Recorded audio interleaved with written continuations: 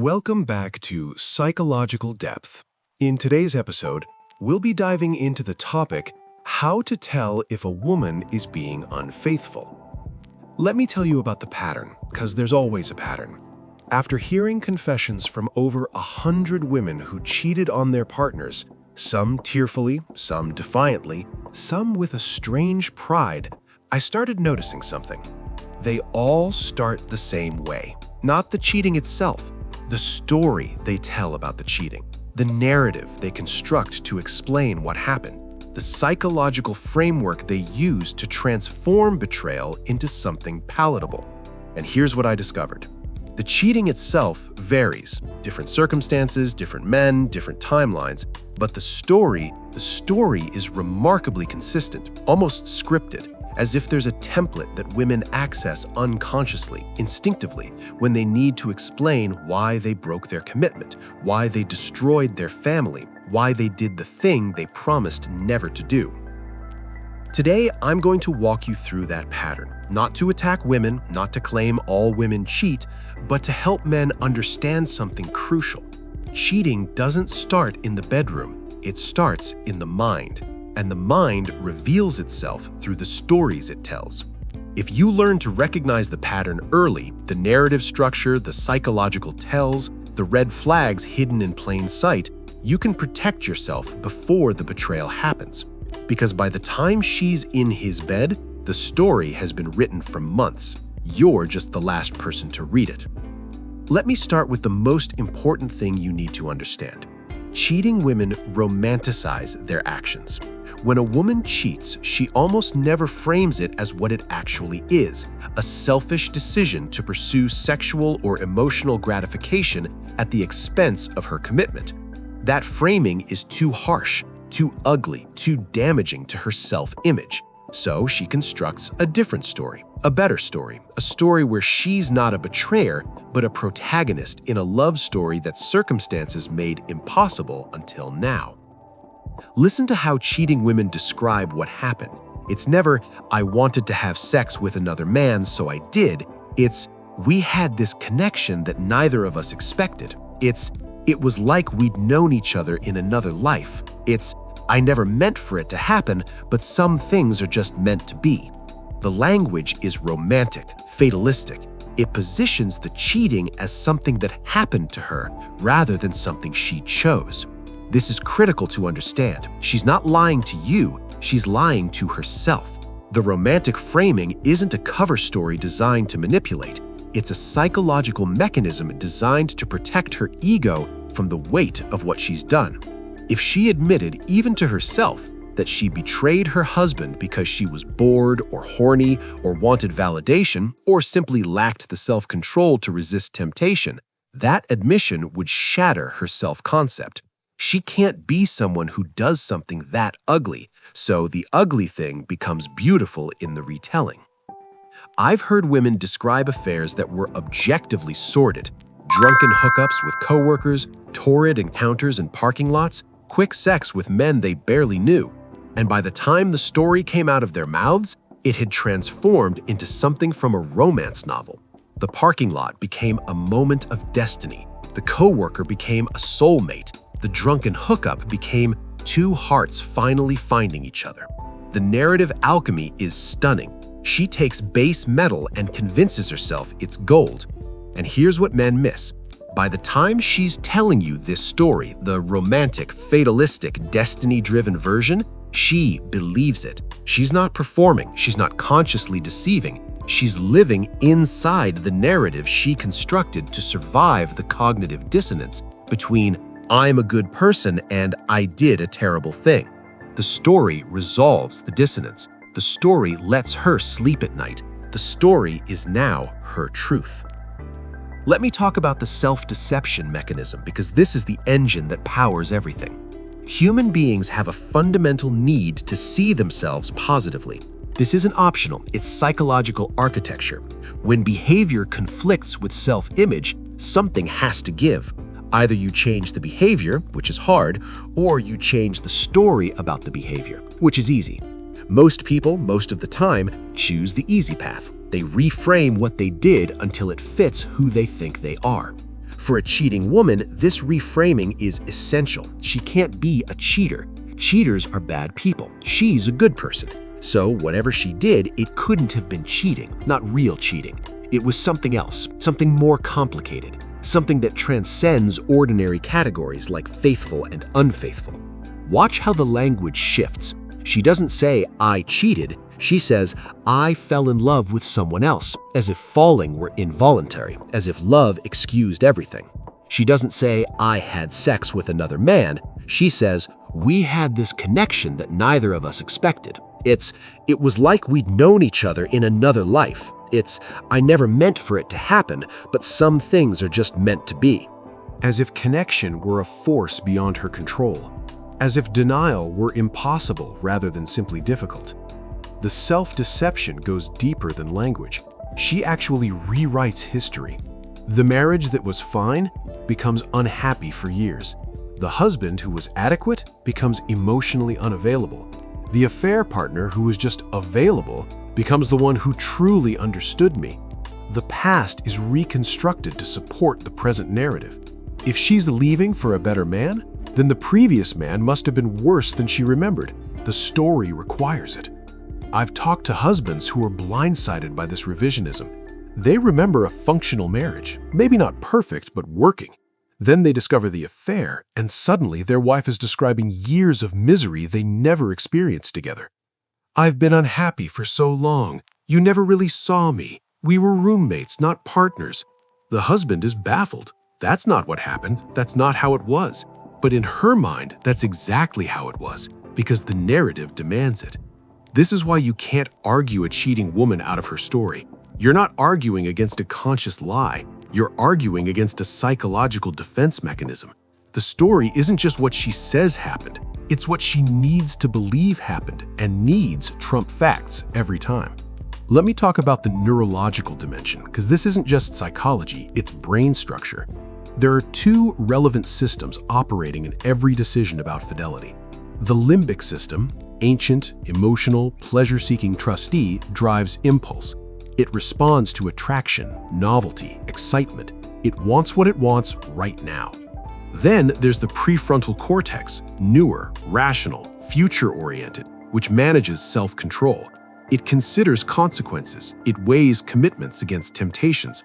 It says no when the limbic system screams yes. Every human has both systems. The question is, which one dominates? And this varies dramatically between individuals.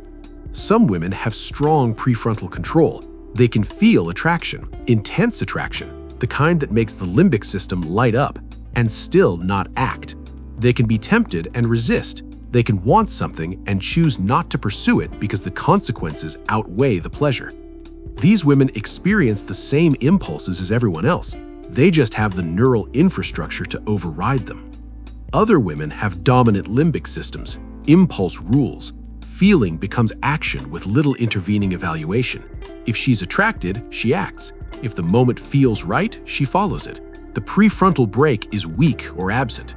She's not evil, she's just wired for immediacy. And immediacy is incompatible with long-term commitment, because long-term commitment requires the ability to resist short-term temptation. Here's what this means practically. When you're evaluating a woman for long-term partnership, you're trying to assess the balance between these systems. Does she have impulse control? Does she delay gratification? Does she follow feelings wherever they lead? Or does she evaluate feelings against principles? And the signs are visible if you know where to look.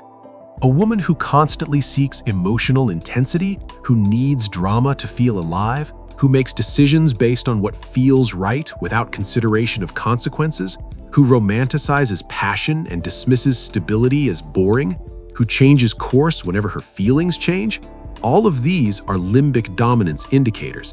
They don't guarantee she'll cheat, but they indicate the control system is weak, and weak control systems fail under pressure. Let me give you the red flags specifically, because this is what you need to watch for. Red flag 1. She philosophizes about love and loyalty in abstract terms.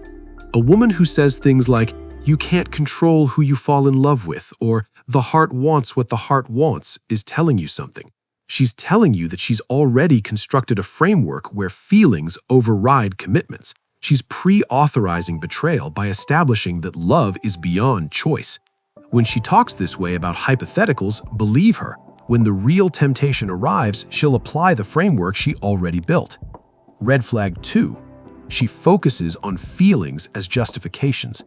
I felt disconnected from you. I didn't feel appreciated. I felt a connection with him I don't feel with you. Notice the structure. Feeling as reason, feeling as excuse, feeling as something that legitimizes any action taken in its name. A woman who uses feelings as justifications for small things will use feelings as justifications for big things. The logic scales. Red flag 3. She entertains hypotheticals about infidelity casually. You're watching a movie where someone cheats. She defends the character. I understand why she did it. Sometimes people just need more than one person can give. It's complicated. These comments are windows into her moral architecture. She's not describing the character, she's describing what she would tell herself in that situation. Red flag 4. She has a history of complicated relationship transitions. How did her previous relationships end? If there's a pattern of overlapping connections where the new relationship started before the old one officially ended, that's information. If she describes past situations as falling for someone while still with someone else, she's telling you the pattern, and patterns repeat. Red flag 5. She struggles with impulse control in other domains. Does she maintain habits and commitments, or does she follow whatever feels good in the moment? Does she diet and then abandon it when cravings hit? Does she save money or spend impulsively? Does she follow through on plans or change them based on mood? Impulse control is general, not specific. Weakness in one area predicts weakness in others. These flags don't prove anything individually, but accumulated, they paint a picture. And the picture is limbic dominance, feeling-driven, impulse following, the exact profile that struggles with sustained commitment when temptation appears.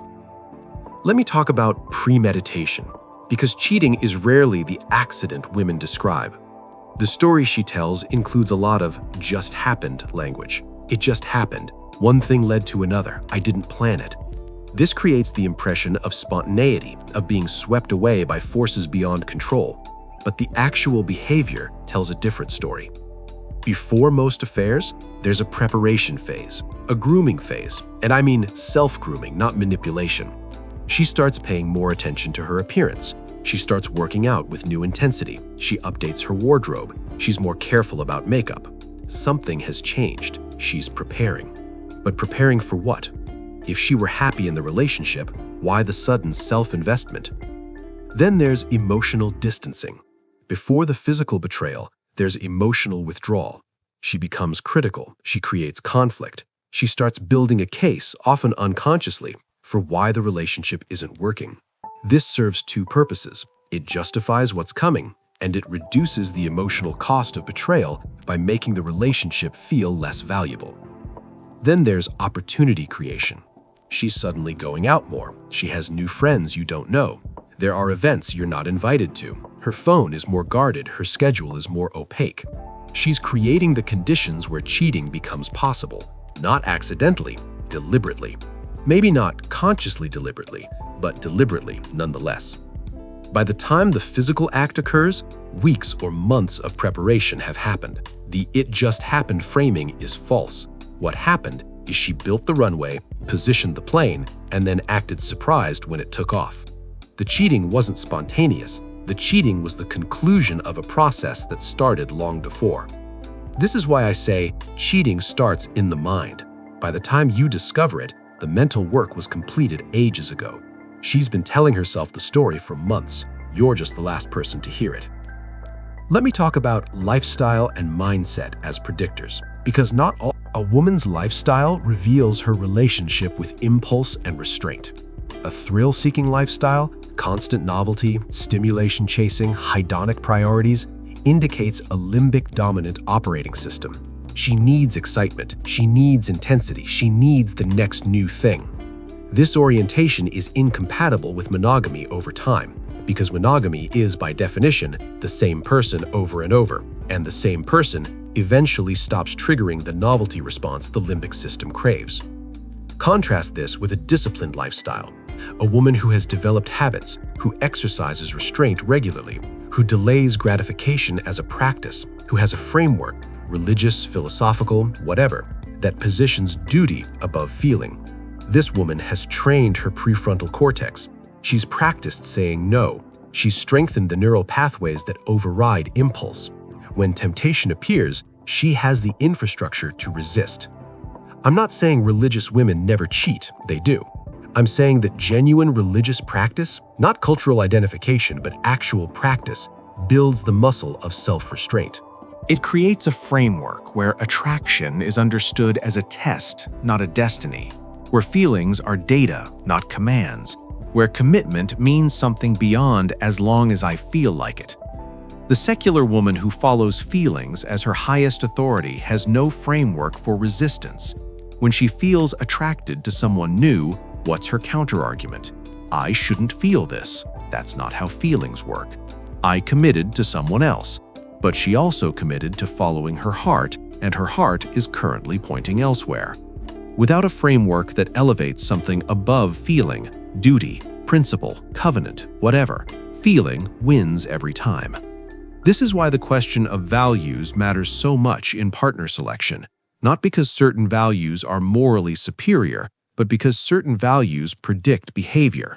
A woman who has never practiced restraint will struggle to practice it when the stakes are highest. A woman who has built her life around impulse following will follow the impulse you're hoping she doesn't. Let me contrast the casual and principled woman directly, because the difference is stark. The casual woman, secular, thrill-driven, feeling-following, experiences attraction and thinks this means something. The feeling is interpreted as signal, as guidance, as the universe telling her something. She's been taught that feelings are valid, that authenticity means following them, that denying feelings is repression. So when she feels attracted to someone who isn't her partner, the feeling carries authority. It's telling her something about what she really wants, about who she really belongs with. The principled woman, disciplined, value-driven, framework operating, experiences the same attraction and thinks, this is a test. The feeling is recognized as impulse, not guidance, as temptation, not signal. Her framework tells her that feelings are unreliable, that what feels right isn't always right, that commitment means something precisely because it must be maintained when feelings pull elsewhere. She feels the attraction, she doesn't deny it, but she doesn't follow it either. Same stimulus, same biological response, completely different interpretations, and the interpretation determines the behavior. The casual woman follows the feeling because her framework says feeling should be followed. The principled woman resists the feeling because her framework says feeling should be evaluated against principles. The difference isn't willpower, it's worldview. So when you're evaluating a woman, you're evaluating worldview. Does she have a framework that positions anything above feeling?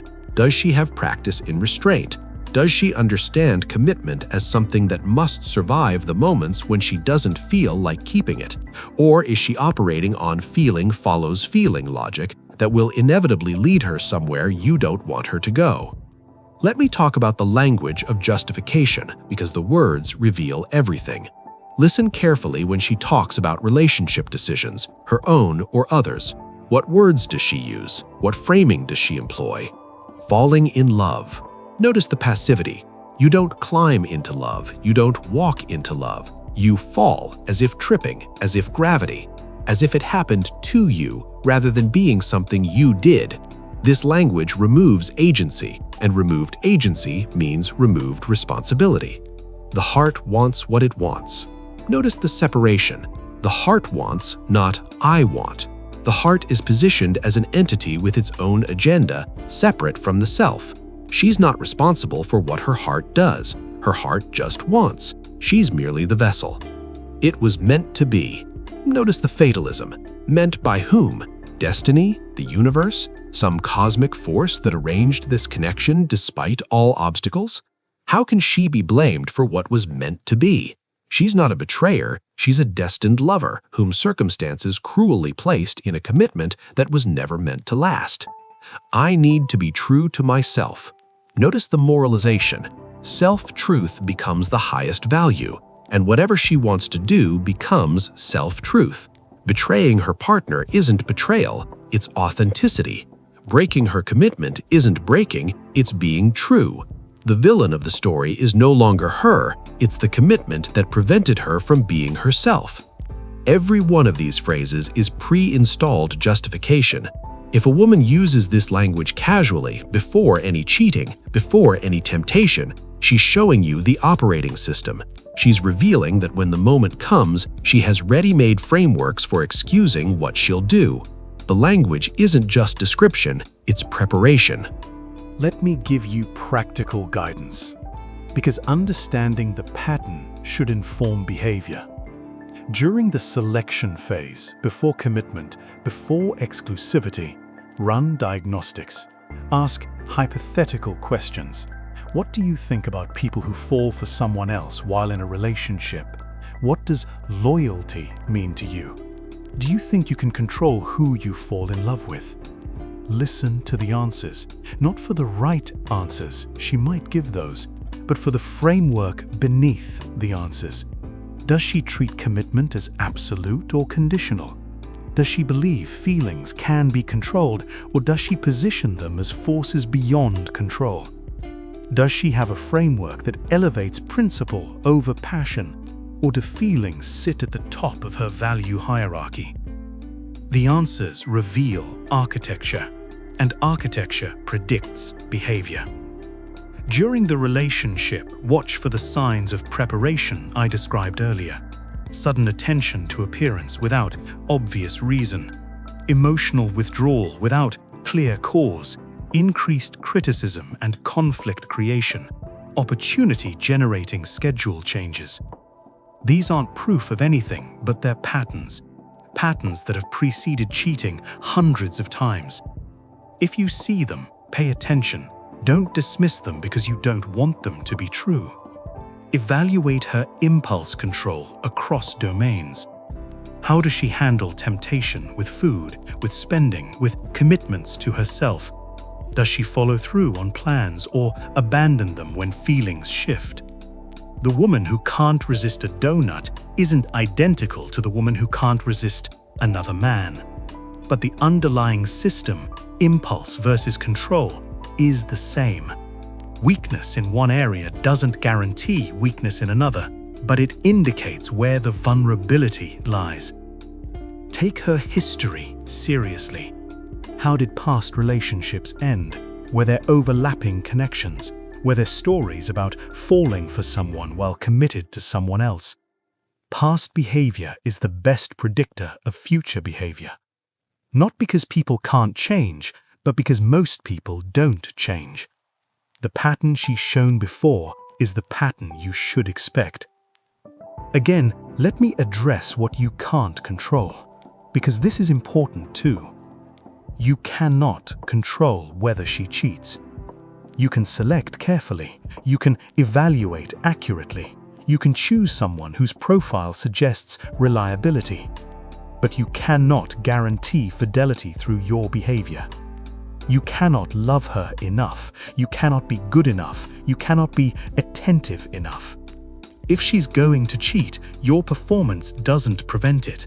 And if she wasn't going to cheat, your performance doesn't cause it. This matters because men often blame themselves. If I had been better, she wouldn't have strayed. This is wrong, and it's exactly what her narrative wants you to believe. Her story positions the relationship as insufficient, positioning you as failing because positioning you as failing justifies what she did. But that positioning is self-serving narrative construction, not truth. The truth is, people who cheat, they cheat in good relationships and bad relationships. They cheat when they're getting attention and when they're being ignored. They cheat because something in their psychological architecture, limbic dominance, weak prefrontal control, feeling first frameworks, makes cheating more likely. Your behavior influences the margin. But the margin isn't the main factor. The main factor is her. This should be liberating, not depressing, because it means you're not responsible for her choices. You're responsible for your choices. Your choice to select carefully. Your choice to evaluate honestly. Your choice to watch for signs. Your choice to act on information rather than wishful thinking.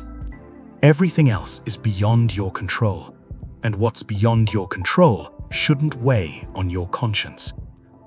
Let me close with the underlying philosophy, because this is what makes everything coherent. Fidelity is not about love.